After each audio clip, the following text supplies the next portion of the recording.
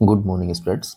इस वाले वीडियो में हम ये वाला क्वेश्चन करने वाले हैं जो कि मेरा फंक्शन से है। तो सबसे पहले आप वीडियो को पॉज करके इस क्वेश्चन को अच्छे से ट्राई कीजिए और अपना आंसर कमेंट कीजिए। आओ तो हम स्टार्ट करते हैं।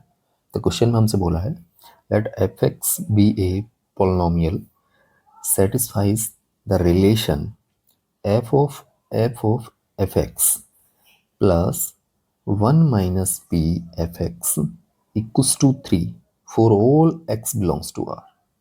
ठीक है, where p is any real number if the leading coefficient of the fx is 2, then find the value of differentiation of f of fx at x equals to p plus integral minus p to p 2 into f inverse x plus 1 with respect to x। ठीक है, तो यहाँ पर सबसे पहला हमें एक relation given है f के लिए ये वाला। ठीक है, और बोला है कि f मेरा क्या है, एक पोलिनोमियल है। ठीक, तो मैं लेट कर लेता हूं कि लेट f की जो डिग्री है fx जो है वो n डिग्री का पोलिनोमियल है। ठीक है, तो अगर मैं f ऑफ fx फाइंड करूंगा, f ऑफ fx, तो इसकी डिग्री क्या होगी?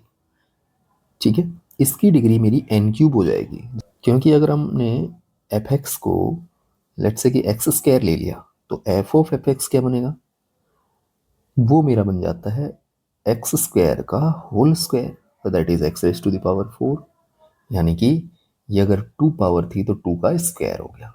और अगर मैं थर्ड टाइम फिर से लूंगा एफ ऑफ एफ एक्स लूंगा तो ये x raise to the power 4 का होल स्क्वायर हो जाएगा, that is x raise to the power 8। तो ये 2 का क्यूब आ गया है।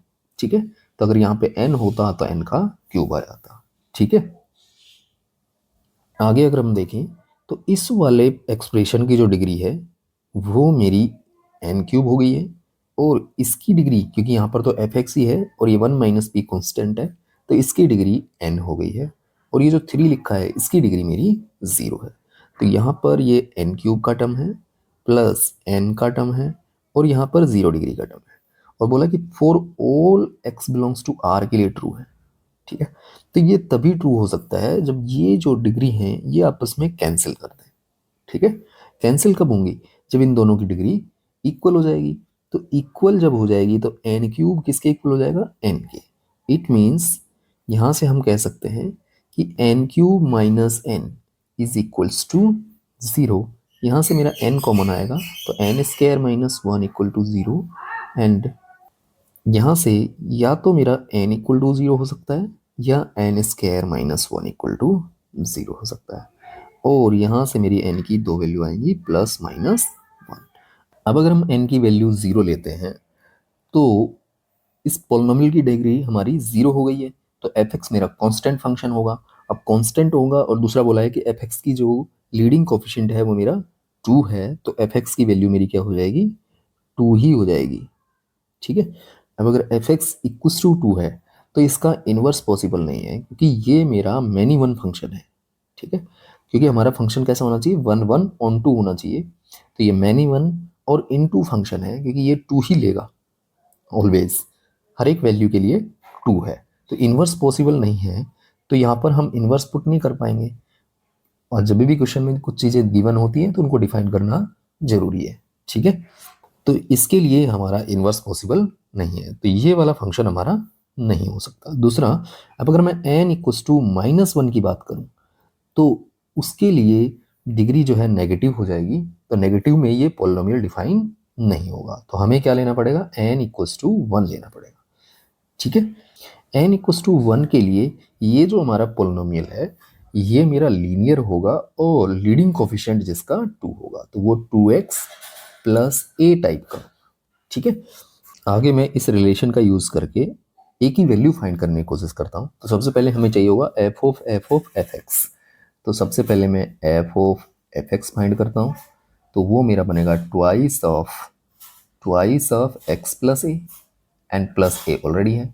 मैंने इस एक्स की जगह एफ एक्स पुट कर दिया और एफ एक्स की वैल्यू ये पूरी हो गई, तो ये बन जाएगा मेरा 4x plus 2a plus a 3a।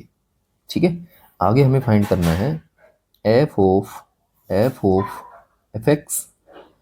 तो वो क्या होगा, f के अंदर मैं f ऑफ एफ एक्स डाल देता हूँ, तो ट्वाइस ऑफ ये बन जाएगा मेरा 4x plus 3a and plus a already है, तो ये बन जाएगा 8x प्लस यहाँ से 2 से मल्टीप्लाई 6 और 1 7 है। ठीक है, यहाँ पर मैं पुट कर देता हूँ, तो ये जो इक्वेशन है मेरी ये कुछ इस तरह से बन जाएगी 8x plus 7a plus 1 minus P, और यहाँ पर हमें रखना है एफ एक्स, तो एफ एक्स है मेरा 2x plus a equals to 3। ठीक है, x वाले टर्म को मैं एक साथ करता हूँ और कांस्टेंट वालों को एक साथ, तो x के मल्टीप्लाई में आएगा 8, तो यहाँ से आएगा।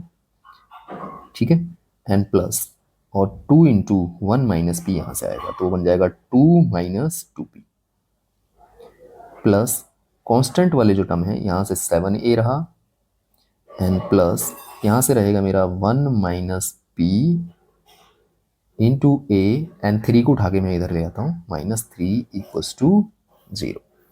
अब हमें बोला है कि ये इक्वेशन होल्ड होती है for all x belongs to r के लिए। तो अगर फॉर ऑल के लिए ट्रू है तो ये वाले जो कॉफिशिएंट्स हैं x और ये कांस्टेंट टर्म ये मेरे 0 होंगे। ठीक है, क्योंकि ये आइडेंटिटी बनना पड़ेगा इसको। तो यहाँ से ये 10 माइनस 2p जो है वो इक्वल टू 0 होगा, तो p की वैल्यू मेरी कितनी आ जाएगी, 5 आ जाएगी। एंड जब मैं 5 पुट करूँगा यहाँ पे तो ये बनेगा 7a माइनस, क्योंकि 1 माइनस 5 माइनस के 4 बच जाएंगे, तो माइनस के 4a and minus 3 equals to 0। तो यहाँ से a की वैल्यू मेरी आ जाएगी 1। ठीक है, तो यहाँ से आगे मेरा जो एफ एक्स है वो तो आ गया है 2x प्लस 1। ठीक है, अब हमें ये वैल्यू फाइंड करनी है, तो सबसे पहले मुझे f of f x find करना पड़ेगा। तो f ऑफ एफ एक्स या तो आप डायरेक्टली फाइंड कर सकते हैं या पर यहाँ से भी फाइंड कर सकते हैं। ठीक है, यहाँ पर मुझे बस a की वैल्यू पुट करनी है, तो वो मेरा हो जाएगा 4x प्लस 3। ठीक, एंड अब हमें फाइंड करना है d over d x of 4x plus 3 at x equals to p की वैल्यू कितनी है, p की वैल्यू 5 है, and plus integration -5 to 5 and यहाँ पर चल रहा है f इनवर्स x का ट्वाइस। तो मुझे जब f इनवर्स x निकालना पड़ेगा तो यहीं पे मैं कैलकुलेशन कर लेता हूँ। ठीक है, तो ये है मेरा y equals to 2x plus 1, तो x इक्वल्स टू हो जाएगा y माइनस 1/2, तो f इनवर्स x मेरा क्या हो जाएगा, y को x से इंटरचेंज कर देंगे, x माइनस 1/2। ठीक है, उसका मुझे ट्वाइस करना है एंड प्लस 1 करना है। जब 2 से मल्टीप्लाई करूंगा तो ये x माइनस 1 होगा, और उसमें 1 प्लस करूंगा तो ये x से ही बच जाएगा। ठीक, एंड नॉट dx। अब यहाँ पर अगर डिफ्रेंसिएशन करना है तो ये तो आ जाएगा हमारा 4, और x इक्वल्स टू 5 इसमें पुट करेंगे तो ये 4 ही रहेगा, एंड प्लस यहाँ पर अगर x को चेक किया जाए, ये इंटीग्रेशन है मेरा -a टू a, तो हमें x को चेक करना पड़ेगा कि ये जो फंक्शन है मेरा gx ये ओड है या इवन है। तो g ऑफ माइनस एक्स मेरा क्या बनेगा, माइनस के gx आ जाएगा, यानी कि ये मेरा ओड फंक्शन है। तो ओड फंक्शन के केस में -a टू a वाले इंटीग्रेशन की जो वैल्यू है वो मेरी कितनी आ जाती है, 0 आ जाती है। तो इस क्वेश्चन का जो राइट आंसर होगा मेरा 4 हो जाएगा। अगर आपको वीडियो अच्छा लगा हो तो please like share and subscribe my channel. Thank you for watching this video.